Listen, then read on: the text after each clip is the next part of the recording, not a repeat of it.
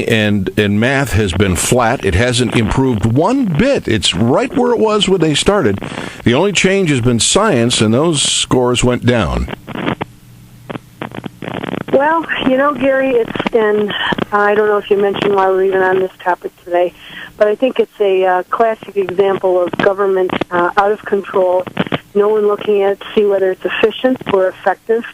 And I think that this is a good place to discuss having school vouchers for parents who want to make a choice about their kids' education.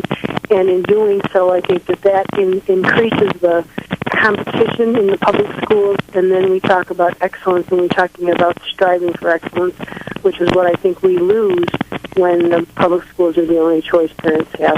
Are you on a landline? No, I'm on my cell phone. Is it difficult to hear me? It's like a short in a speaker. It's crackling in our ears. But anyway, I'll tell you what. While you're turning around in midair like the Statue of Liberty, holding the phone up, trying to get a better signal, I'm going to bring Eddie on board, talk about the Syracuse school system. Eddie, welcome. Glad to have you on the new 105.9 FM, the Big Talker. How are you? Good. Thank you for letting me talk on the show. I want to talk because I teach in the school district. I teach in Lemoyne, math, physics, and chemistry. The school district is a total disaster. I have to tell you, you can when you want to teach, they don't let you teach because the administrators are behind you.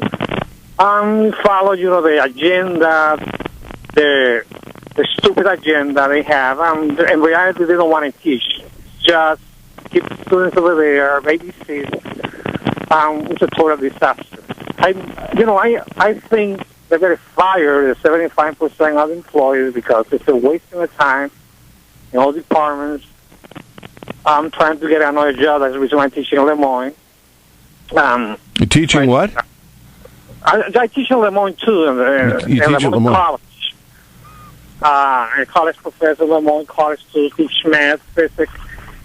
I'm teaching the school district. I'm telling you right now, it's a total disaster. It's a total disaster. It's a total disaster, okay? I think it's too many people. It's a wasting of time and money. They don't need to have too many people. They have teacher assistants, teachers, too many administrators, and they don't need it. Really don't do nothing about it. Well, I think part of the problem is the lack of competition. Part of the problem is the unions. You can't get rid of the bad teachers. And there are some great teachers in there. It's not as though there's that nobody in there knows what they're doing. It's just that the bad teachers are stuck in there. They can't get rid of them, and the system goes toward passing the minimum requirements.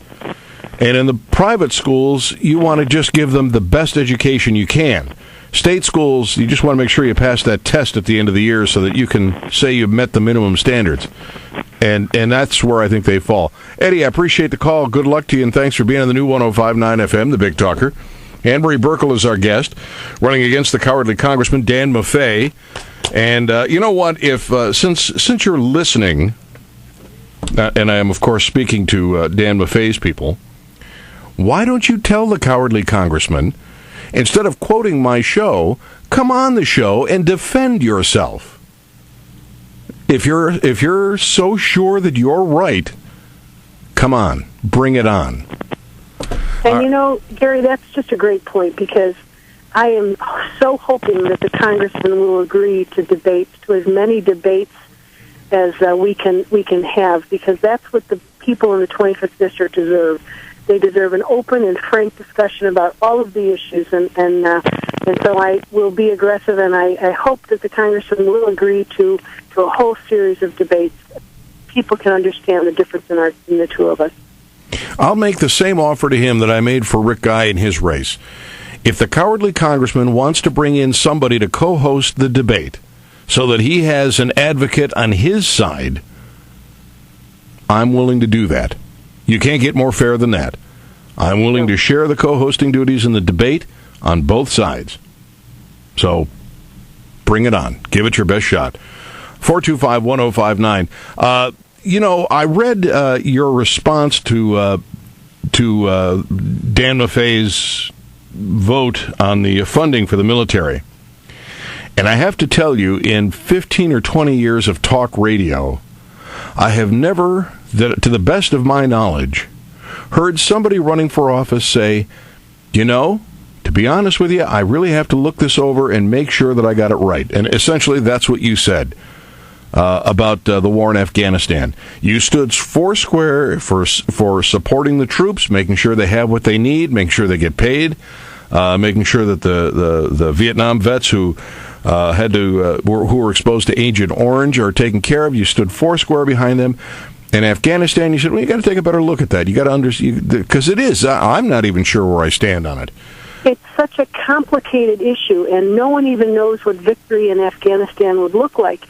It's not the same as Iraq. Afghanistan is tribal. There's no infrastructure. There's no middle class. And so what are we even trying to achieve there? So it is complex, but that's not the issue with this vote. The issue with this vote is, look, we've deployed these young men and women, and the very least this country owes them is to provide them with what they need so that they are safe and they have the supplies they need. And then, as you mentioned, this is a long overdue money for the Vietnam vets, for the victims of Agent Orange. It also was money going down to the Gulf, to the tragedy and the oil spill down there for the folks down there. So this bill a lot of it was going to stay right here in the United States. But most importantly, we should never, ever let down our men and women in the armed services. Never. They need to have what they need to be safe. Let's go grab a phone call here. Dylan is on in Liverpool. Dylan, welcome. Glad to have you on the new 105.9 FM, the Big Talker. Anne-Marie Burkle's our guest. Hi, Anne-Marie. Hello, Bill. Hi, Bill. It's great to talk to you. Oh, it's Dylan. Hi. Could you please set the record straight about your taxes? I know the other side is just trying to put out that you owe something, but could you just explain who owes the taxes and who collects the rent and who has an agreement with the county so you can move on out of this ridiculousness and be damn fair already?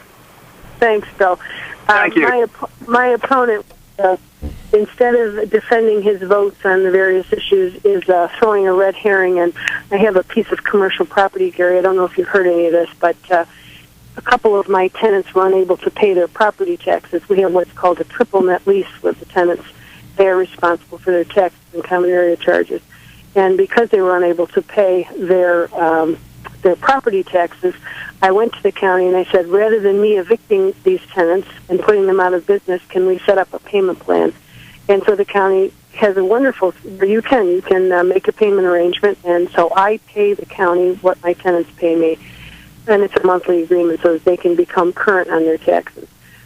So my opponent, Mr. Maffei, continues to say I'm delinquent in my property taxes, and it's a completely untrue. It's an allegation that is completely false. And what's most irritating about it is rather than talking about the issues, it's a red herring, and it's just something to take people's minds and attention off of the real issue, and those are his liberal votes.